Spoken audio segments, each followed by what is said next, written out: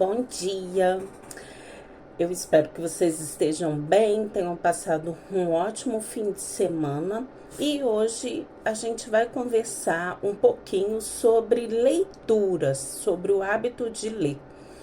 Que teve uma pesquisa pelo IPEC, né, realizada no Brasil no ano passado, que detectou que houve uma perda de leitores. E essa pesquisa foi a sexta edição, né, de um levantamento sobre os retratos da leitura no nosso país. E eles perceberam que houve uma perda de 7 milhões de leitores em 4 anos, ou seja, nos últimos 4 anos, 7 milhões de pessoas no nosso país deixaram de dedicar mais ao tempo de leitura. E o que eles também perceberam é que 77% dos brasileiros que são leitores, eles são estudantes. E essa pesquisa, né, foi realizada em mais de 200 municípios e 53% dos entrevistados, eles disseram que leem a metade de um livro, não leram assim, um livro inteiro, né, somente a metade. Aí eu fui pesquisar com relação à Alemanha, que é o país que eu vivo hoje. E aqui na Europa houve uma pesquisa entre alguns países, né? Nesses países eram que estavam elencados para essa pesquisa quanto à leitura. Suíça, Áustria, França, Alemanha, Itália, e o que eles perceberam é que a maioria dos leitores são mulheres. E essas mulheres que leem mais, elas estão situadas na Suíça.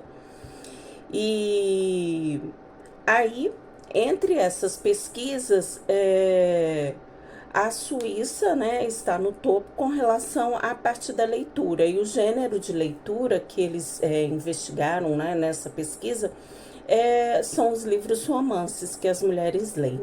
Quanto à Alemanha, aqui há um percentual alto, né, de leitura, principalmente de jornais, sejam impressos ou digitais, pelas pessoas mais velhas, né, principalmente elas gostam de ler jornais, e também os estudantes, eles dedicam mais ou menos 20 minutos do dia para leitura. Lógico que houve uma pesquisa em 2 anos anteriores que houve uma queda dessa questão da leitura entre os estudantes.